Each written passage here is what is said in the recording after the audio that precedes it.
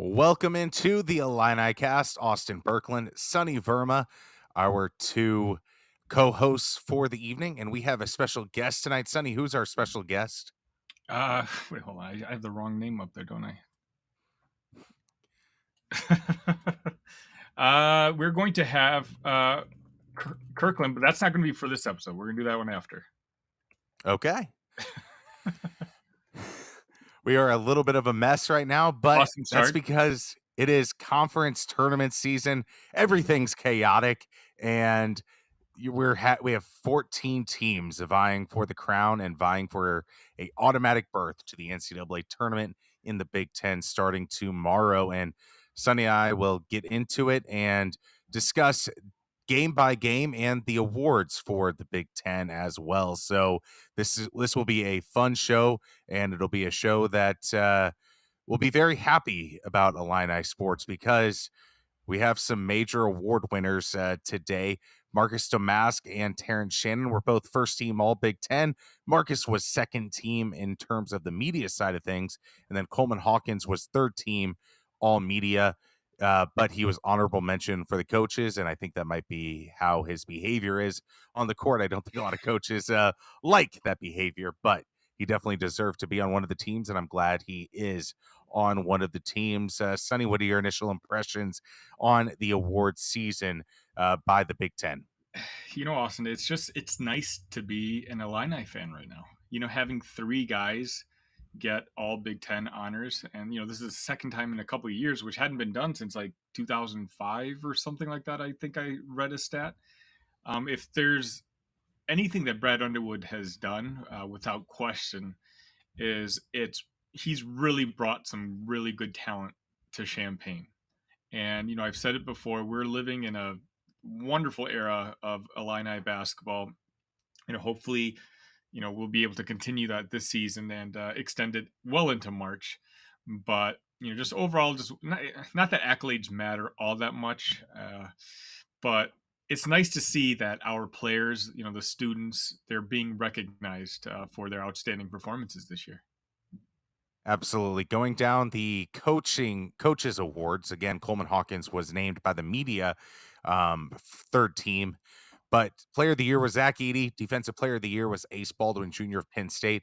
Co-freshman of the year, Mackenzie Mbako of Indiana, and Owen Freeman of Iowa, which I'm kind of surprised that Owen Freeman just didn't get that all alone because he was named freshman of the week 9 times, which was the almost tied the record of Jared Solinger of Ohio State. So a little shocked that he didn't get that by himself. Sixth man of the year was Mason Gillis of Purdue. Co-coaches of the year, Fred Hoiberg and Matt Painter. No Brad Underwood there. Howard Moore Assistant Coach of the Year award, Brandon Brantley of Purdue. First team was Marcus Damask, Terrence Shannon Jr., Bo Bowie of Northwestern, Zach Edey of Purdue, and Braden Smith of Purdue. Second team was Tony Perkins of Iowa, Jameer Young of Maryland, Tyson Walker of Michigan State, Tomaninga of Nebraska, and AJ Storr of Wisconsin. And then third team was Khalil Ware of Indiana, Peyton Sanford of Iowa, Dawson Garcia of Minnesota, Rink Mast of Nebraska, Brooks Barnheiser from Northwestern, and Ace Baldwin Jr. of Penn State. And then Coleman Hawkins was honorable mention for that particular award. Freshman team in Baco, Freeman, Deshaun Harris Smith of Maryland, Cam Kersey of Minnesota, and John Blackwell of Wisconsin. Then all defensive team was Khalil Ware of Indiana, Brooks Barnheiser of Northwestern, Ace Baldwin Jr., Zach Edey, Cliff Almarui of Rutgers, and Chucky Hepburn of Wisconsin. What stuck out to you about the conference awards, though, Sonny? Feel free to take a sip of water after all that, Austin. That's nicely done. Thank you. It was Purdue dominant, Illinois dominant, which I really liked. I think the only name that kind of jumped out at me, and I feel guilty for saying this because he's actually my favorite player that's not wearing a blue and orange jersey in the Big Ten, is Tominanga being on the second team. I was a bit surprised by that. I thought he was a third team guy, at best. But I guess, I mean, again, I know you need a Nebraska guy on there, but I don't know. I think he had enough games where I don't know if I would put him in the top 10 players in the conference personally. That's the one name that kind of, jumped out at me a little bit. Anything pop out at you? I thought Lance Jones would be more in play for second team or third team All Big Ten, just because of the transition that he has made from SIU and the elevation that he had for that Purdue Boilermakers team. I don't know if Purdue is Purdue this year without a guy like Lance Jones. I know Braden Smith had an awesome year, but I feel like Lance Jones at times was the straw that stirred the drink a little bit at times. So I was shocked that he wasn't in more consideration for second or even third team all Big Ten. So that was kind of my guy that I was like, I wonder where he's going to play. And he was just an honorable mention, which kind of surprised me. But I mean, you look at Tominaga, I mean, I saw that game against Indiana. He is a guy that can take over a game. He is a guy that, I mean, Illinois fans don't even have to think Yeah. twice about Tominaga. I mean, with the performance he put on in Right. Champaign, where Nebraska almost defeated Illinois. So I think that Tominaga completely deserves second team, but it's one of those guys that was an underdog story, and I don't blame you for thinking, oh, isn't there guys better for that position? Speaking of underdog story, let's just kind of talk about Nebraska a little bit. Fred Hoiberg and Matt Painter winning Coach of the Year. What were your thoughts on that? I thought Fred Hoiberg deserved it all alone because I know Matt Painter had a great year with Purdue, but this was his second year of being great with Purdue. And the coach of the year normally, and I mean normally, goes to the coach that far exceeded expectations. If you would have told me that Nebraska would have a double bye, I would have been like, lock it up. Nobody is even coming close to coach of the year in the Big Ten. And I know this is rewarding Matt Painter for 2 straight years of it, but he does have Zach Edey. I don't know how bad you can be with Zach Edey and Braden Smith, two guys that were first team All Big Ten. So I think Fred Hoiberg deserved it by himself. And maybe if Brad Underwood has a second good year in a row, maybe Brad Underwood next year will be coach of the year finally in the Big Ten. I wish. I mean, I don't know. It's tough fighting for the guy. I kind of agree with you though. At this point with Matt Painter, I think if you're going to give it to him for his performance, like I would have rather have given it to him last year, where they weren't projected clearly pretty much as a top two or three team in the country in the preseason. I'm not saying it's an awful pick. Obviously, when you win the Big Ten Conference by 3 games for the second year in a row, that's quite the accomplishment. But I mean, let's be honest. This year's Big Ten conference isn't the Big Ten conference of the past. You Right. you have one very very good team in Purdue, one pretty good team in Illinois, and then the rest is just kind of a mishmash of who's hot that particular week, and who's struggling. I agree with you. I think Fred Hoiberg, the job that he did, I think Nebraska was kind of the story of the Big Ten Conference this year. Just kind of revitalizing. We know that fan base gets crazy and rabid about all their sports. Whether it's women's volleyball, obviously football goes without saying with that sellout streak that they have going on. To bring back basketball and have Husker Nation playing attention to basketball, that's just been a fantastic story for a guy that a lot of Nebraska fans had wanted gone coming into this year. So I always think doing awards is kind of a cop out, but it is what it is. I'm not angry at the painter. Like I get it makes sense, but I'm just not sure I would have gone that route. I mean, if you're going to go do the coach of the year, then Underwood should have gotten it that COVID year. It's like either do it or Yeah. you don't do it. So, um, but yeah, I think I'm more interested in your opinion on because I can see both angles to this too. They all Big Ten defensive team. There's no Terrence I was Shannon and no shocked Coleman Coleman Hawkins. Hawkins Yeah, wasn't a part of that. Where Coleman was a guy that really affects games. Like I think he affects games more than Terrence Shannon on the defensive side of the ball. Where I think Terrence obviously has the athleticism, obviously gets into passing lanes, but when you don't have to have extreme help defense where you can just say, "All right, Coleman, he's all yours now," and Coleman does a decent job. I think that was a little surprising that he didn't get in to that defensive team. I mean, you look at who was on it with Khalil Ware, Brooks Barnheiser, Ace Baldwin, Edie Amarui, and Chucky Hepburn. I think Coleman deserves it over a guy like Chucky Hepburn. In all honesty, I think just the defensive metrics of Illinois may have cost any Illinois defender the position. I mean, because there have been moments where Ty Rogers has been great. There have been moments where Terrence Shannon has been great. There have been moments um, where Coleman Hawkins has been great. But as a whole, when you're giving up 91 points, 93 points, coaches are not really going to be as gracious to you for awards on defense if that's the output that the team as a whole is doing. Justin Adams chiming in, well-known Nebraska fan. Juwan Gary snubbed for defense. Nebraska fans, I mean, come on, you won a decent amount of awards this year. So, Justin, I got news for you. And Hoiberg should have been co-coach of the year. Bogus. Congrats, he was co-coach of the year. So it Do you actually want him to worked out be for you. single coach of the year, Yeah, Justin? Is yeah, if that that's what your you meant. problem? Yeah, I we both agree with you. Austin and I both agree that yeah, okay, there you go. He's correcting himself here.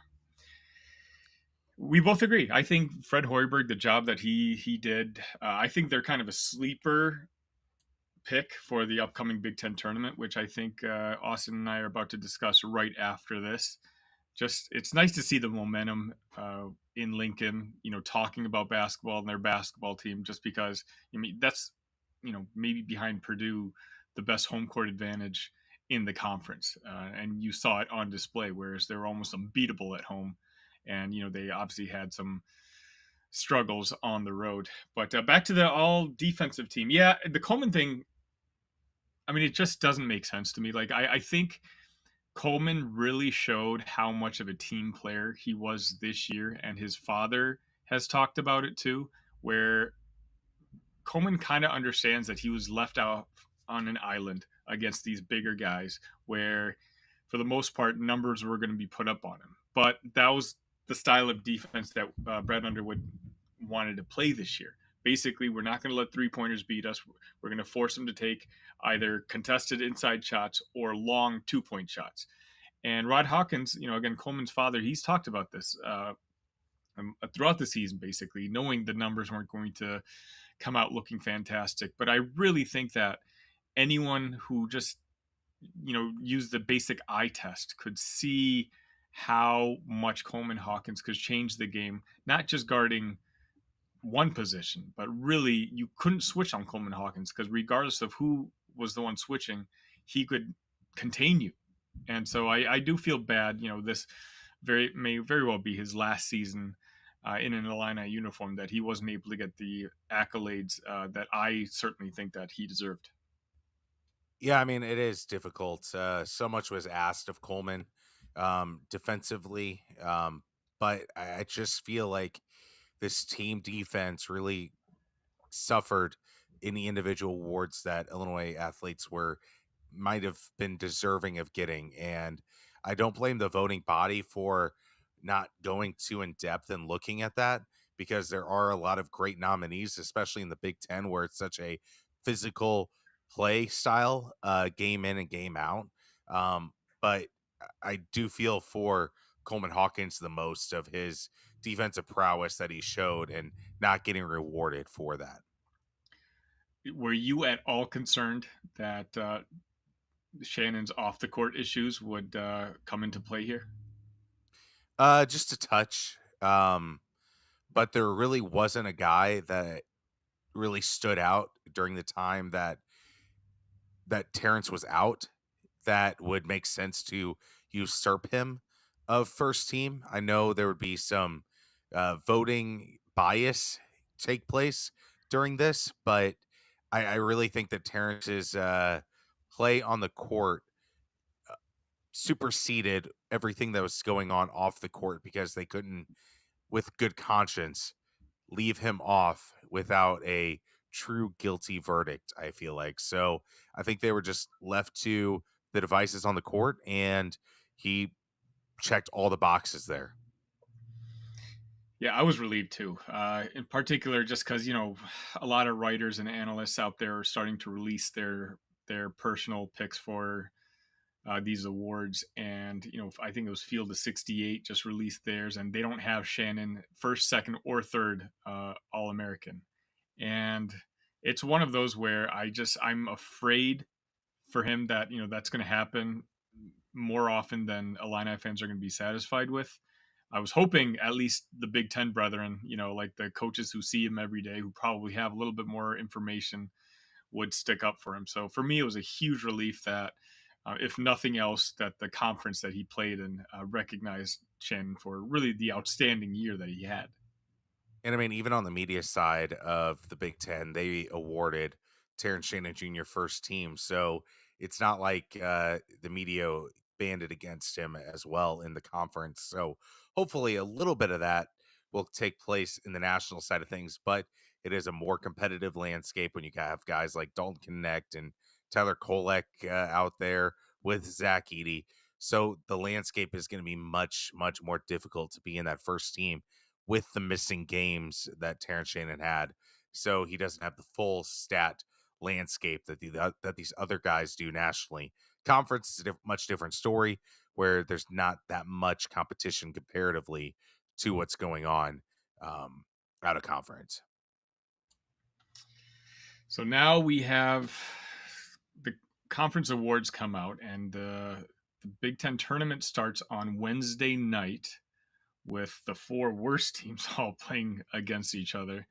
Um, what are your thoughts? Let me ask you now. I know, and I want to say this because I'm not. I know, despite what most of you probably think, I'm not as dumb as I sound all the time. I know Brad Underwood and the coaching staff are going to go all out and try to win this tournament. I'm speaking from a fan's perspective, Austin. How, is it important to you that we have a good performance in this Big Ten tournament? I mean, you look at the matchups where Ohio State and Iowa, Ohio State's on a hot streak, but Illinois is talented enough to take care of business. They were able to take care of business against Iowa 2 times in a row, and I know the second one became a lot closer as the game ended, but I feel like Illinois can win both of those games pretty easily. We've seen it against Ohio State in Columbus. This is a neutral court, so I'm really thinking that Illinois will win their first game, which would be on Friday at 5:30. And then you look at the next potential matchups: Michigan, Penn State, Indiana, or Nebraska. I think Illinois can easily beat those any of those teams.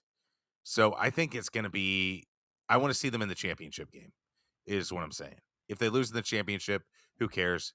But these games here are very, very winnable. So I'm expecting a Illinois like performance that we've seen in those games leading up to the championship.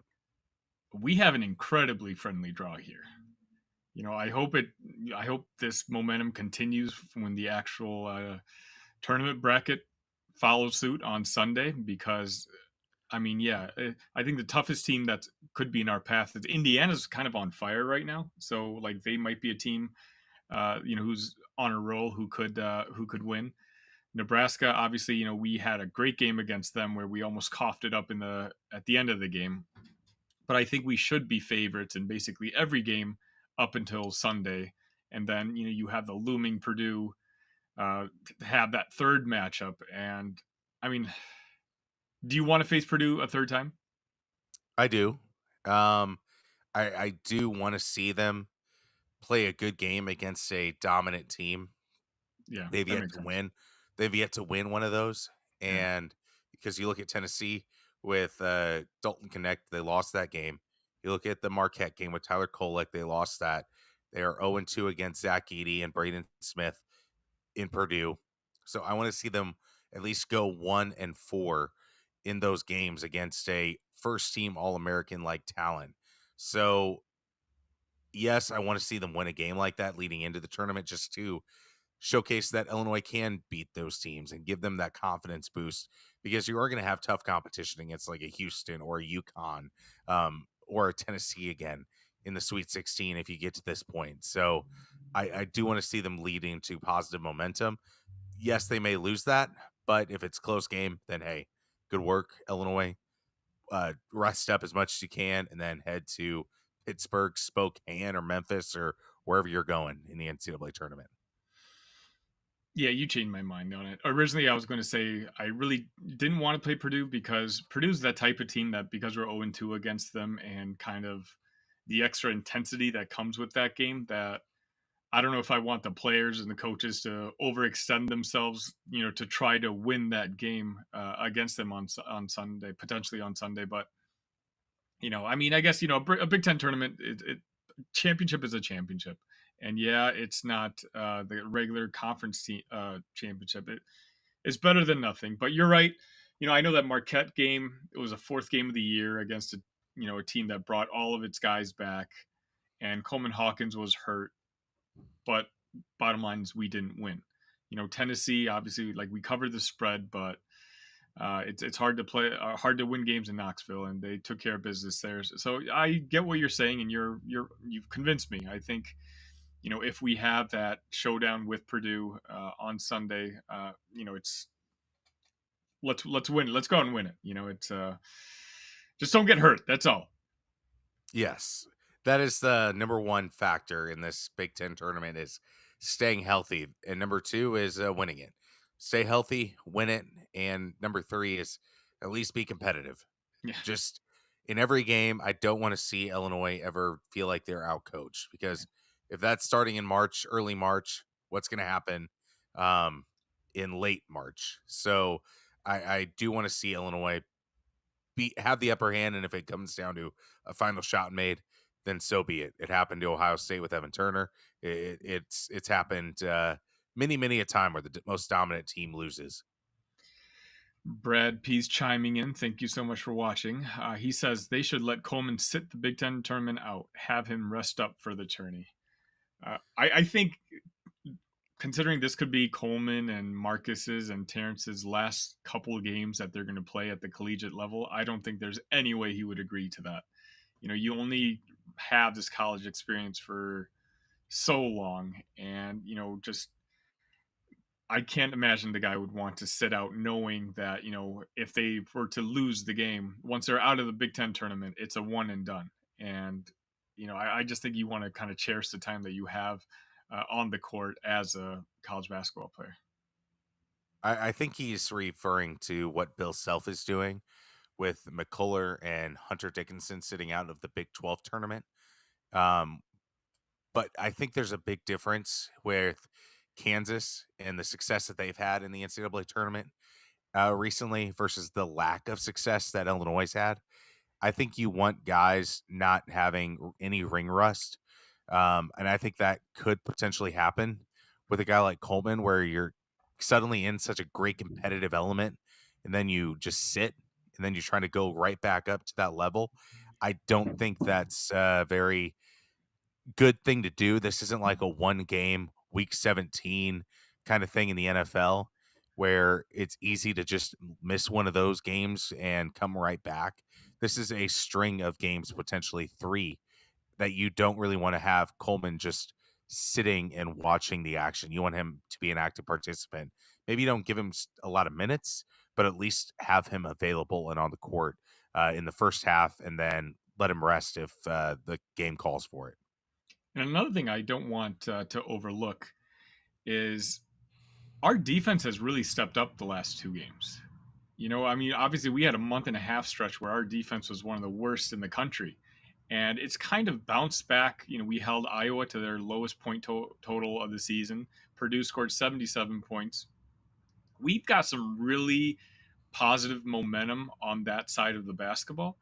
And I'm not sure, if sitting guys or outright not trying nearly as hard. You don't want to mess with that momentum. You want to, whatever positive momentum we have going on right now, we want to push it through to March. Brad chiming in again. Didn't Coleman say his knee was bothering him? Yeah, he did say that right before senior night. He said basically that his knee issues haven't really been resolved.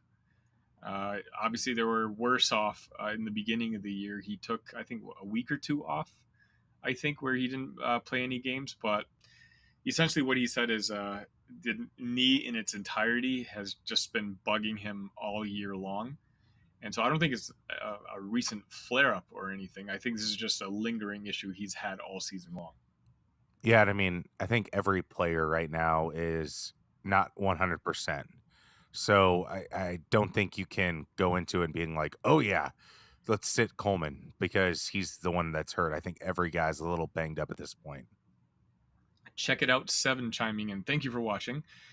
Seems like Brad is still tinkering with the lineup. The Big Ten tournament allows him to work through matchup issues. Yeah, I mean, we're going to be playing a lot of different styles of teams, and it's kind of a way for not only the players to, work out their own issues, but let's be honest, there's going to be a huge spotlight on Brad once that tournament starts. So him and the coaching staff, they're going to have a lot of pressure on him this year into really performing and getting us to that second weekend. I really want Illinois to play Nebraska. I really want that because whenever you're dealing with a guy like Tominaga, who is a microwave, who can just turn it on instantly, there is no better person to go into an NCAA tournament to go up against because you're going to have that guy from Akron, the guy from Vermont that hits 3 out of 5 3-pointers in the first half. And you're like, oh my gosh, is it happening? Like, is that hot guy happening? And we're going to lose this game. I think that a guy like Tominaga is a great warm up for this Illini team to just say, hey, let's lock down on defense again. Let's readjust. And we're still winning this game. This guy's hot streak isn't going to upend a great season that we're having. Yeah, that's another really good point. He is the exact type of player that gets attention in the first, second, third round of the tournament. And he had a great first game against us. We Hmm. simply just could not stop him. So, if we were to get a rematch, it'd be on a neutral floor. The first game was in Champaign. It'd be nice to be able to kind of show that our defensive performance as a team is continuing to get better, and that we can handle when a hot shooter gets hot, and we can still prevail at the end.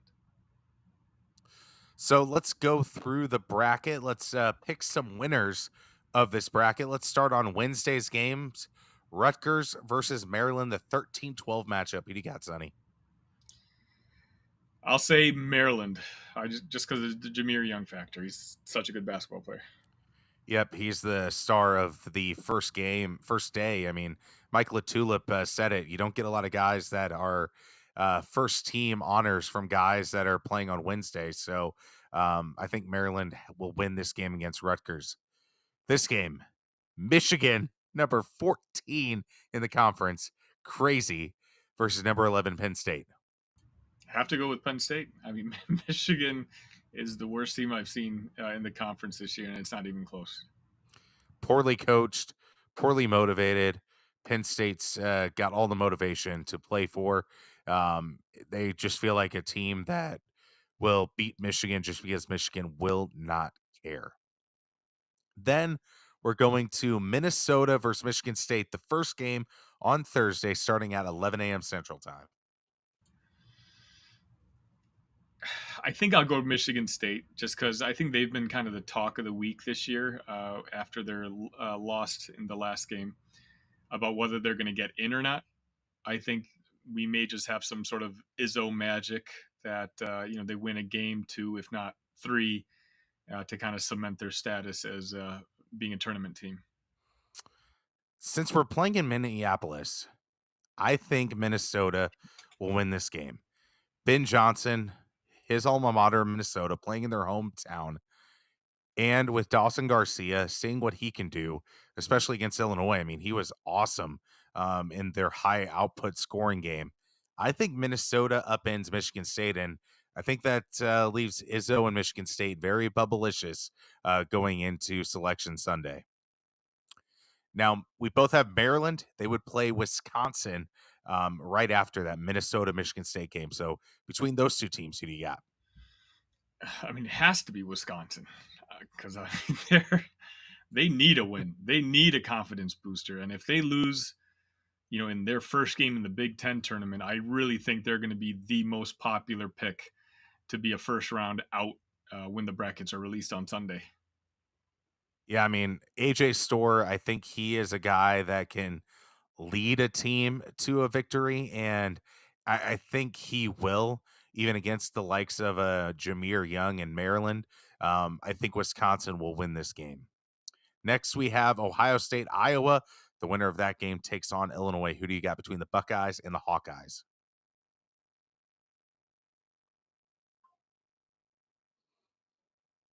You are on mute, Sonny. I think I think Ohio State prevails. They seem to be playing very well under their new coach, their former assistant, and I think they carry that momentum on. Iowa's good, but I don't think they're great right now. I think they're a team, with the aforementioned Freeman, like they've got a pretty bright future. We'll see if Fran is still going to be there, but I don't think they're going to make much of a dent in this tournament.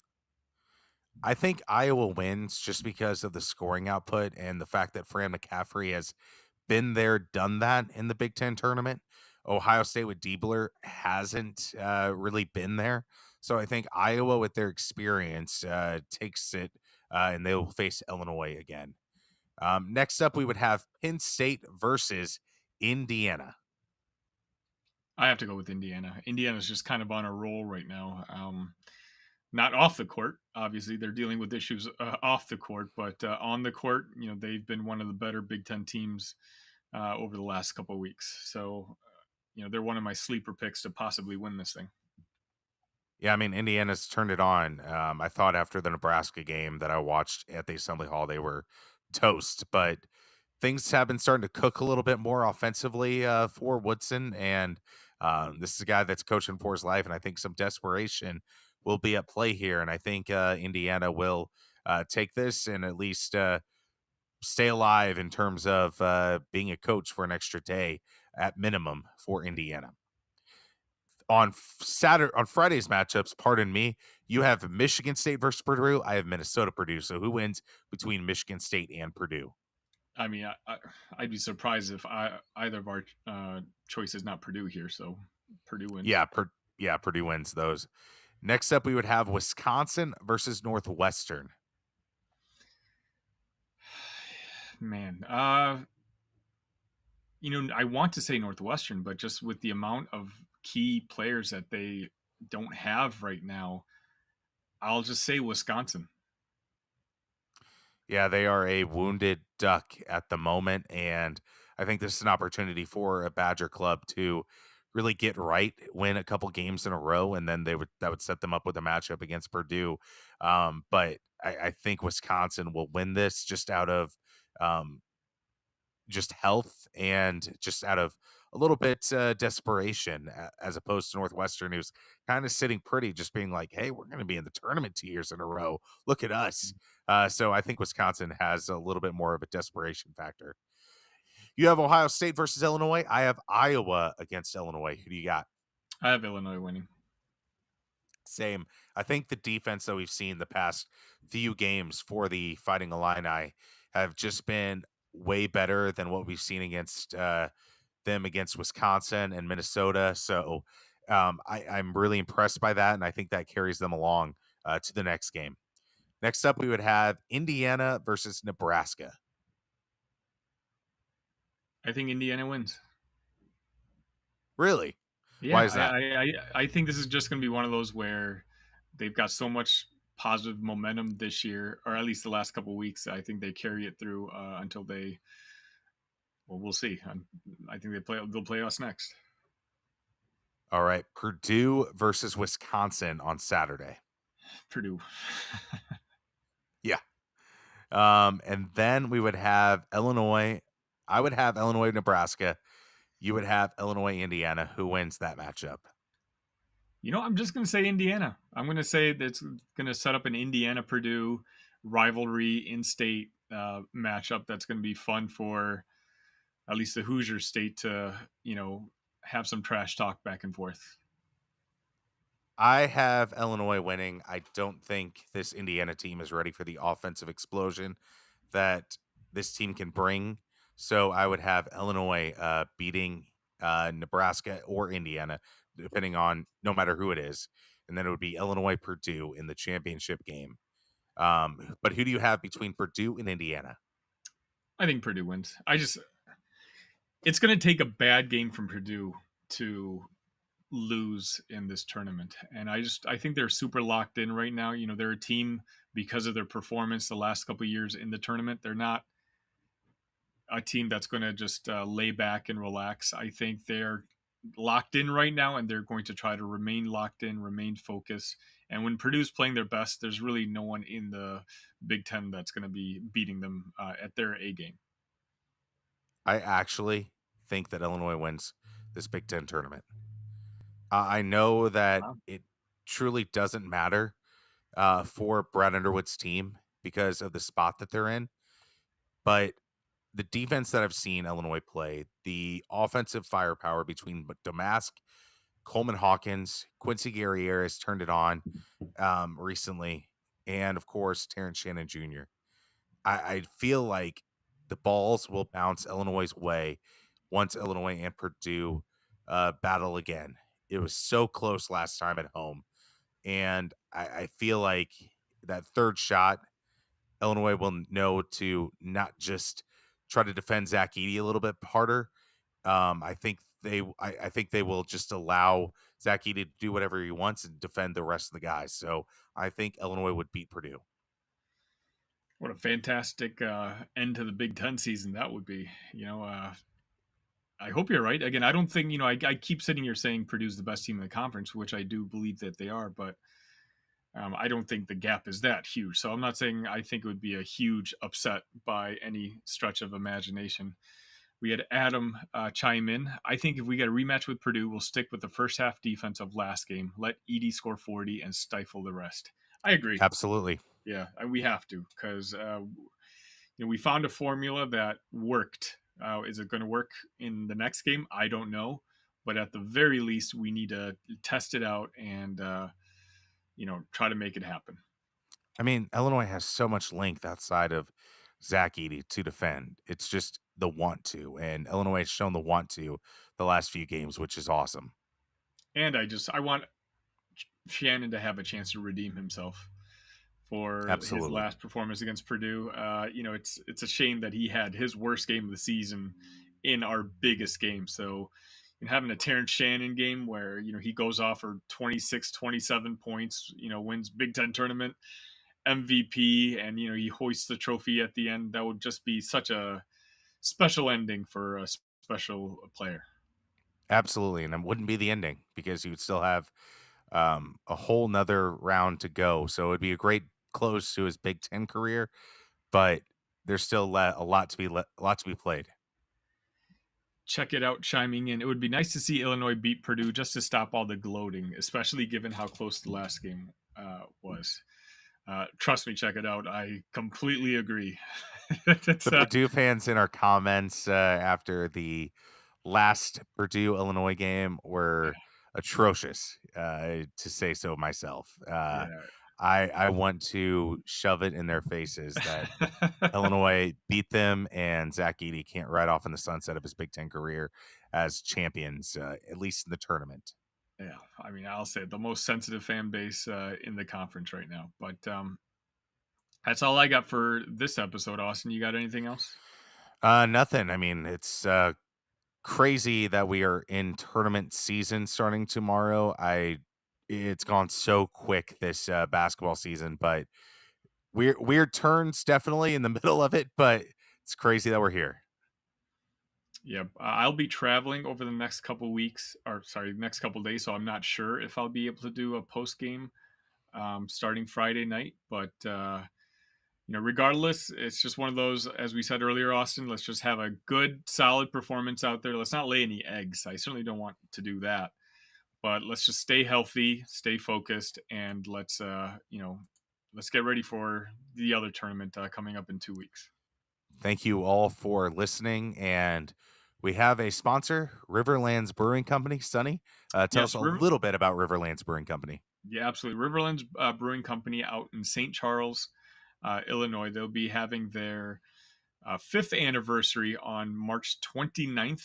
And so definitely check them out. Check them out on on social media, on their website. You can order their stuff if you're out of state.